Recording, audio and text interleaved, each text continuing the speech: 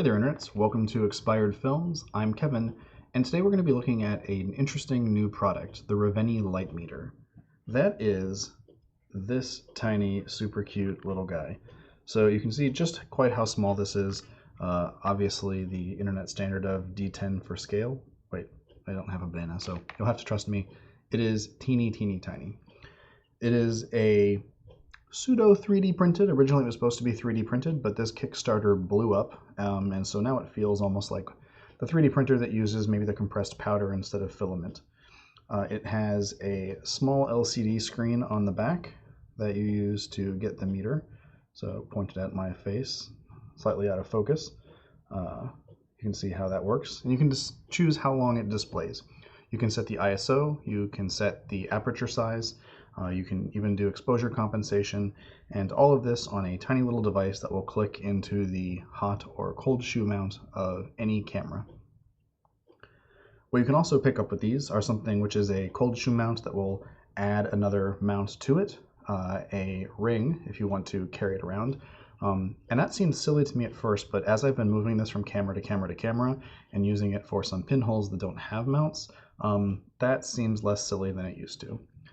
You can set it up to be on a lanyard or a keychain, I think, and a few other pieces. The other thing, other than the fact that this works, I compared it to the Lightmeter app on my phone, and if I was very precise about where I located each, the cell phone and this, I got the same reading every time. So that's pretty interesting. This is just kind of general metering. You can't point this, you can't really dial it in to a specific spot. You're getting a wide field of view. If you get too close to an object, you may get some distortions you're not accounting for, but for broad exposure, it works really well. This is not a sponsored ad. I kickstarted this and purchased it without any kind of agreement with the manufacturer.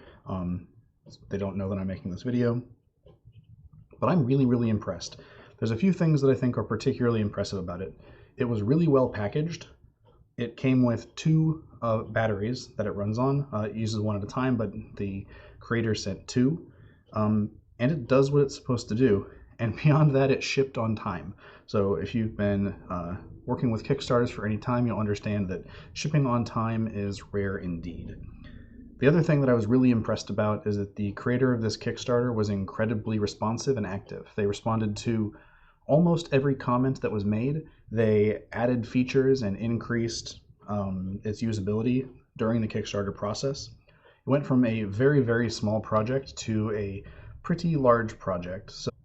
So originally this Kickstarter was slated to crowdfund 16,000 Canadian dollars, and they ended up raising 124,000. So almost an order of magnitude more than they originally suspected, and it's a pretty cool project. It is smaller than a 35mm canister, and I'll just show you some quick images of my compare and contrast and a quick look at the website.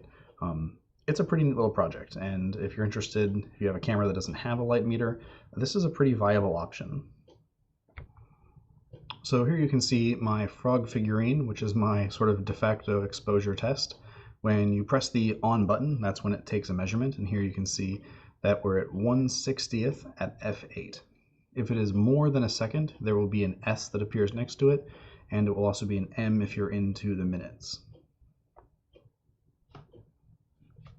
This is another exposure where I've moved the frog figure into direct sunlight. Unfortunately, the refresh rate of my phone and of the screen were pretty well synced, so I had a really hard time getting a clear view of the screen.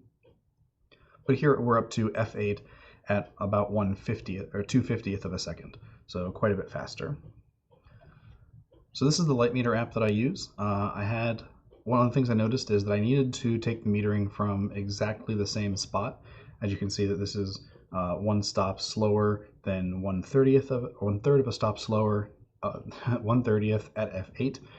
When I moved this to the meter to the same spot, I got the same reading. But this is the Lightmeter app that I've been using for all of my pinhole photography, homemade cameras, and paper negatives.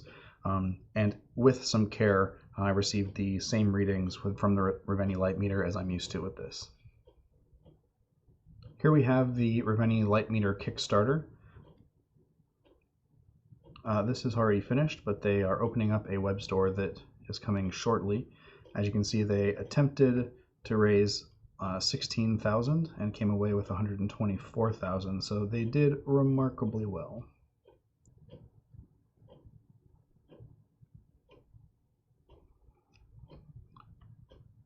As a quick example, I just wanted to show you how responsive the creator was. So here's a comment with the creator's reply. Comment, creator's reply, with an in-depth discussion.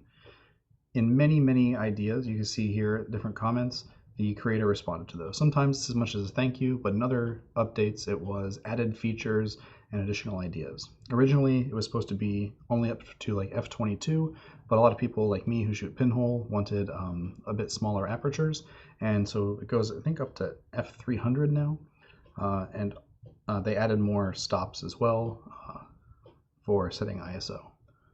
Overall, it's pretty impressive. So Reveni Labs has set up their website. They were 770% funded, and pre-orders in the store are available now. So now that this has moved from the realm of Kickstarters to store, the price has come up a little bit. So this is 125 Canadian, and you can see the different things that come with it. Here is a wrist strap, a case.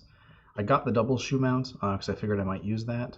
There's something if you need a right angle adapter, sticky things, lanyards. The ring is actually fun, and I may end up picking this up because I've been using it thus far every time on a camera that doesn't have a shoe mount. But there's lots of stuff in the store. The shipping was pretty quick from Canada here to the US, and overall I think this is probably the most successful Kickstarter that I have done, and I think I've done upwards of 19 of them, so this is pretty impressive. Thanks for tuning in. I just wanted to make this quick video to show you this neat product. Again, this is not a sponsored ad. There's no exchange except for the typical exchange of me purchasing from it. But this is really, really neat. And if you need something that is cheaper than a standard light meter, although missing some of those features, just to modernize a camera, this will do it. So I want to thank everyone for tuning in to Expired Films. I'm Kevin, and I will see you folks soon.